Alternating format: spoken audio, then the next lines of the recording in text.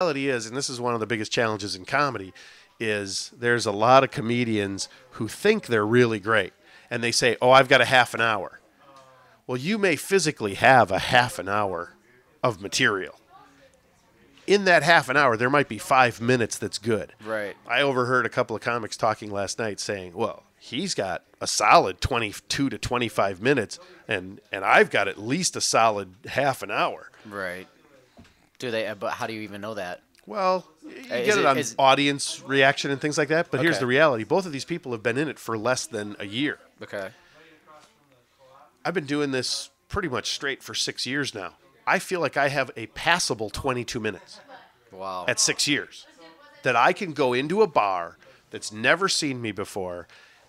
They aren't even necessarily there to see a comedy show, and I can make better than 80% of that crowd get into the show and start laughing. Right. And I don't say that because I think it could happen. That's been the experience. Right. That I can make that happen and I can pull that together. And it's shocking to me that somebody that's got 9 months or a year's worth of experience in this business thinks that they have a half an hour that's truly entertaining, that can keep a room rolling and laughing and moving towards a higher goal of setting up for the headliner or who's ever coming up after you. That is shocking to me, that they don't have that level of self-awareness and that level of self.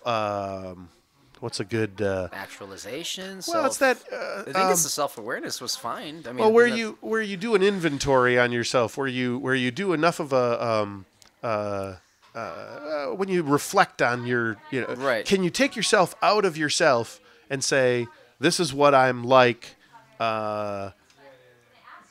I can't believe I'm blanking on that word. It sucks being old, man. It's all right. But it's that thing where you're just you don't do an inventory on yourself. You're not willing to do that thing where you where you're that critical, where you Right. do an evaluation of what your actual talent is. But that's assuming that they know what actual talent is too. I mean, another thing is, if you're a young gun and whatever it is, whatever endeavor you want to do, Yeah. and you think that you're getting better at what you do, it still doesn't necessarily mean you know all there is to do. So Sure. when he's looking at himself from probably a viewpoint where, well, I've been doing this for, what do you say, like 9 months, a year, or Yeah. whatever, and they think that they're getting better. So what they think, you know what I mean? Sure. What they think they wrote before is maybe funnier than what they wrote, prior to that, and now it's getting better. So now that's what they would call a solid 20-some minutes of material. But you would look at it and say, well, that's maybe 5. Yeah, well, it comes down to, I think, I give somebody the first 3 months being on stage of not having any clue how to assess from the stage. In the first 3 months, you could potentially be in a total panic state. Like, you're just up there going, "Oh my God, I can't believe I'm doing this." You're just trying to keep it together to not be sitting there holding the microphone with your hand shaking. After that 3 months, and when someone does show some competency and some presence on stage, for them to not have that bit of self-reflection to go, "Oh, they really like that one. I'll keep that joke." Right. But those 3 other ones that they kind of went, a little tepid, friendly, helpful, encouraging laughter. If you're not willing to toss out the encouraging laughter jokes, Courtesy laughs. If Yeah. you're not willing to scratch those jokes, you're not evaluating yourself. You're not being tough enough. You're not being critical enough of your own work. And that's where people think, when I've done 20 minutes of material, and by virtue, if the standard is, they aren't holding themselves to a standard. If the standard is, well, I told it, therefore it's good. Right. How about I told it, and I told it over and over and over and over again, and it stood the test of getting consistent laughs in different venues from Right. different people. Now you got something that is, that's Solid. the significant, that's substantial. And you can put it into that list of, these are good jokes, these are ones that work in different scenarios. So. Okay. So do you ever get it? I mean, and this is something I always wanted to somehow link to, because I used to, before I wanted to do the date coaching, relationship coaching, and the life coaching or whatever. I wanted to, and I still might actually jump back into it, but I was doing pickup.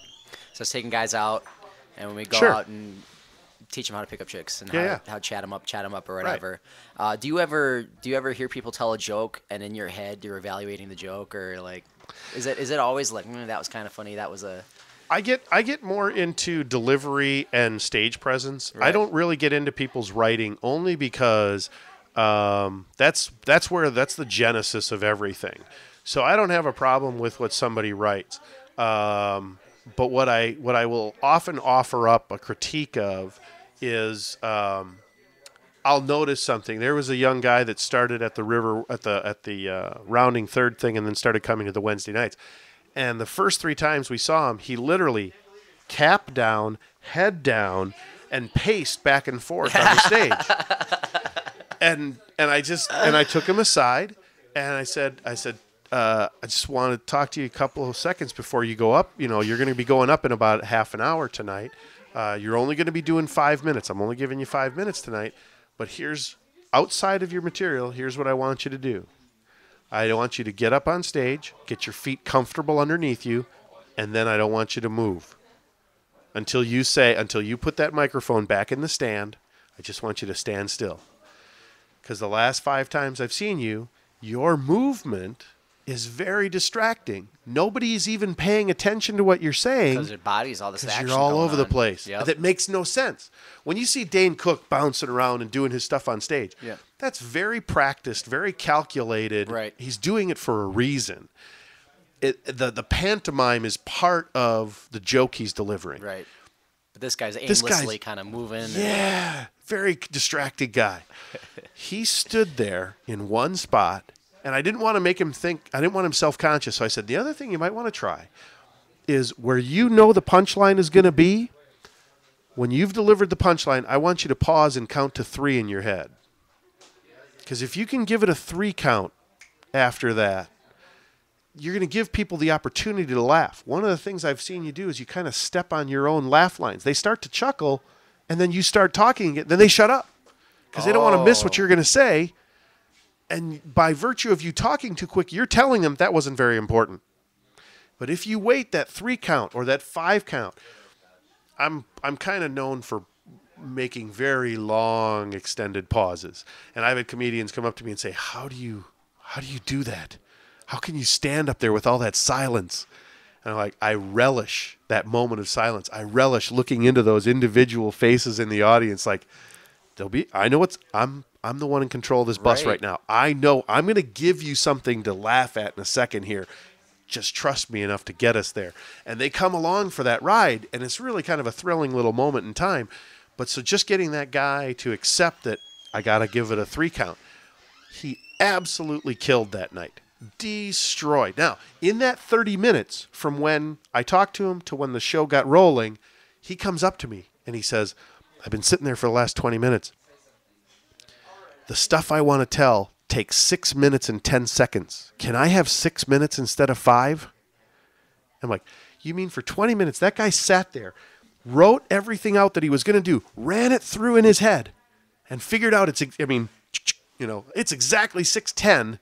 I said, dude, just by virtue of the fact that you spent the last 20 minutes figuring that out, I'm going to give you the 6. And he got up there and he destroyed for 6 minutes because people could finally pay attention to him because he wasn't marching back and forth. And he paused, and that was the problem for him. He goes, if I do all those pauses you were talking about, it's going to be 6:10. Otherwise, it would have been like 5:45. I mean, the guy took it very seriously and hit it out of the park. It was so beautiful to see it happen. Nice. So that's really cool when you can help somebody who's literally only been on stage. He's like on his 7th time ever up on stage, and you're able to help him see a way to change. I don't want to mess with his material. I don't know him. I don't know what his life's experience has been. I know what word I might put in there, but if I give him a word that doesn't sound like him, kind of what we were talking about before, you'll know instantly that it's not him. Right. And it's got to be in his vernacular. It's got to be in his ethos, in his idiom. It's got to be him. So I can't mess with the words. I can't mess with the message, but I can help in delivery in how you might want to present it. And that's what I think I'm pretty valuable to people for. And that's what I hope if somebody gets something like that out of our open mic, to me, that's golden. That's more reward than I need for putting that thing on. It's a great thing. Just seeing the comics grow to me is one of the greatest things. getting to work with some really good comics because we have that long 20-minute super slot at the end. We've had some great people come in that I never, even when I started it, thought I would get. I mean, we just had a gentleman from Scottsdale, Arizona, who heard about it on the road from another comic who said, hey, if you ever get to Milwaukee, you got to make sure you do this Wednesday open mic with this guy in this crappy little bar. He heard that from a comic from Minneapolis who had been in December. And so he shows up. Wow. He calls me back in February and says, yeah, this guy told me that I should come do your open mic. I'm on my way to Detroit in the end of March, but I'm going to come see some friends that I went to college with in Milwaukee. I'm going to stay at this dude's house for 2 days, and then we're driving over to Detroit on Thursday. But if I could come do your open mic Wednesday, that'd be a huge help for me. And I said, well, I've got this super slot. He goes, yeah, that's what I'd love to do. You're on. So we had Robert Feda, who finished second in the TurboTax Young Comedians search in 2009. So we got a guy who was second in a national competition come through to do our stupid little open mic. To me, that's amazing. That is awesome. All because he heard on the road that it's a friendly, good place for comics. Nobody talks about an open mic like that. You mean it's a place that makes you not feel like crap? You mean it's not a place that makes you feel like just a number? Yeah, that's cool. I like that. There's a lot of clubs that tend to do that, where they'll just kind of dump on the comics and, Well, you get 3 minutes. Right. You wait in line. You drive 75 miles, and, well, we can put one of you guys up, but not all three. Well, we all drove out here for this show. What the hell?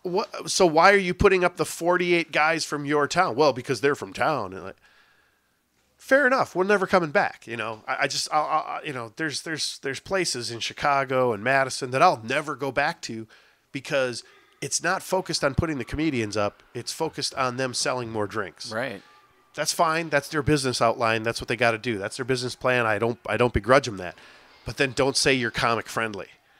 Say, hey, we're an alcohol den. We just want to sell more drinks on an off night. Cool. Beautiful. Yeah. That's really one of the reasons I set up a Wednesday open mic, because I knew there were 2 open mics that I didn't want to be a part of. So it was never going to be a night where I wanted to be somewhere else. Yeah. I always want to be here on a Wednesday night. It's a really crazy thing. So I have a slight vindictive streak. There's moments where if I feel wronged in some way, I'll do whatever I have to do to mentally right that wrong. So mentally right it? Yeah. I mean, sometimes that has a physical manifestation. That's the way that comes down sometimes. Oh man. Yeah, it was funny. You're talking about this dude. It's so, dude. The similarities seem endless.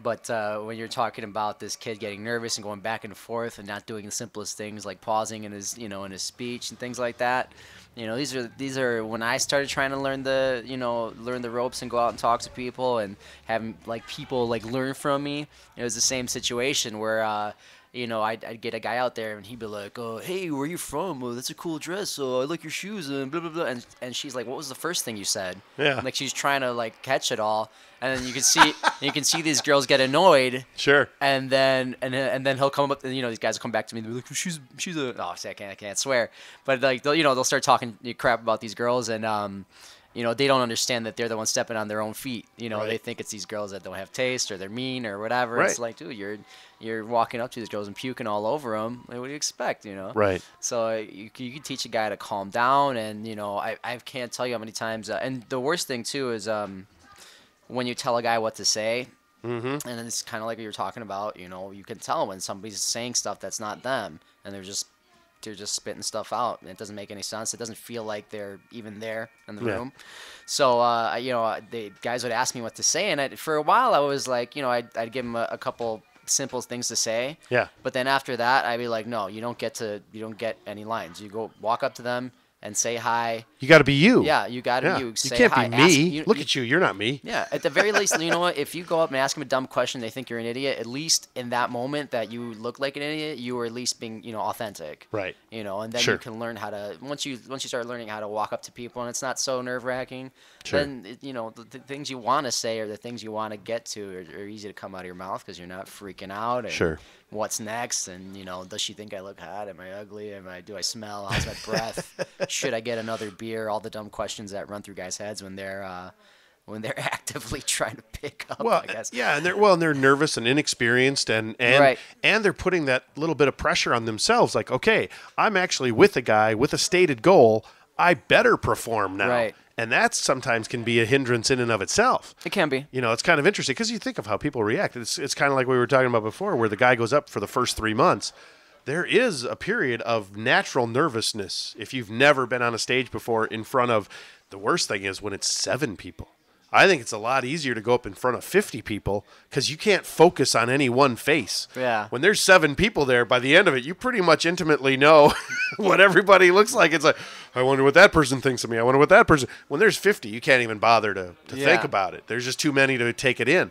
So, you know, you go into a circumstance where it's a completely foreign environment and you're expected to do some level of performance. Right. That's a killer thing. That's a lot of pressure. So I can imagine that you probably dealt with some fairly fragile people at the end of a first couple of times out. No, well, like I said, when I gave them specific goals that were too specific, almost too much, they'd screw up. Sure. When they'd say, well, what do I say? I just say, I sometimes guys that really want to play it ballsy, I tell them to tell them just walk up to them, tell them you're a jerk. Just say that, hey, what's going on? I'm a jerk, and throw your hand out, see if they shake it. Mm-hmm. And people that would do that, they were because I was purposely telling people, go screw up. Yeah. Go walk up to these chicks and expect that they're gonna shut you down, tell you you're a loser, tell you to go away. Yeah. And if they do that, well then you hit your goal. So go try to screw up 5 times. That's your goal. And they'd go out and try this stuff, and half the time a guy would be like, I'm a jerk or I'm a D-bag or whatever, yeah. and I remember played this game with a friend of mine. I was like, he's like, well, what do you want? He said, what's your story going to be? I was like, no, we got to give each other stories. So I said, you're going to walk around and tell everybody you're a D-bag. And he's like, well, you're going to walk around and tell everybody you're a Mexican foreigner. You're trying to get married. And so we ran around this bar, and I could not do it like that. Every time I was trying to walk up to these girls and say, hey, I want to get married. Like you're even throwing the accent. I threw the accent. Oh, it's brown enough. I could pull it Sure, up. yeah. So they'd be like, ugh. They'd like turn away. I was like, oh, I cannot get anything. But he was walking up. He's like, hey, what's up, ladies? I'm a D-bag. Yeah. And they'd be like, why? What's your name? Engage immediately. Oh, it was crazy. Killing me. So Sure. I mean, when I see stuff like that, it really goes to show it hardly matters what comes out of your mouth if you're super comfortable with it. Sure. Because I'll tell you what, walking up for me when he gave me that challenge, I was like, oh, and I felt weird about it. Mm-hmm. So I knew when I was walking up, I was nobody's gonna get interested or feel it because it was a weird thing. It's very true, isn't it? That when you put that limitation on it yourself, it does have a very strong effect of working against you. That comes a full circle in what we do, in that if you prejudge an audience, that can really kill you on stage. If you bring an energy to the stage, it's like, oh, these people aren't going to get me. They're too old. They're too young. Right. Whatever. You're setting yourself up for that pretty significant fail. Right. Just because of your own self-imposed attitude. So, yeah, that's very true. So when you were doing the PUA stuff, The Pua stuff. Sorry. pickup artist, Yeah, it's the same here. Yeah, I know. were you following a specific style? I mean, were you? Is there anyone that you specifically applied? Are you kind of a Vin DiCarlo guy? Are you a? It started with the game. So it's with Neil Strauss's stuff. Yeah. And I rolled, and it was hands down a total accident. Me finding that book, I didn't. Crazy. I was going to school. I was gonna be a cop. I was gonna be a cop, and I was going to school, and I was working. I was working at UPS and just working. It was just kind of normal life. I had just broken off with my girlfriend of maybe like a year and a half, something like that. We'd been together for a little bit, and I had some kind of goofy issues because I didn't know why I was jumping in and out of these relationships, and none of it seemed to make sense to me, and I didn't know what I was doing. It was always kind of like I had all these things, but I wasn't happy with any of them. Okay. I had a decent job, going to school, good-looking girlfriend, still pissed at the world type deal. Interesting. And it didn't make sense, and I wasn't really understanding why. And I guess ultimately, when we look back, the reason why is because I didn't really take enough time to understand and know myself and understand my, my potential, as a human being. Sure. So I remember I was off. I had nothing to do one day. I was off of work, off school. At the time single, right? And I was like, well, I just drove to the mall, went to the bookstore, perusing the books, and then of course I see this book that looks like a Bible in the relationship section, which is a great sell. So I scooped it up, I read it in less than a week, in a little bit of time that I had, and then I was like, well, I'll try it. So I started going out. I mean, on that book alone, I started going out because there's a bunch of references to there's other pickup artists and things like that. So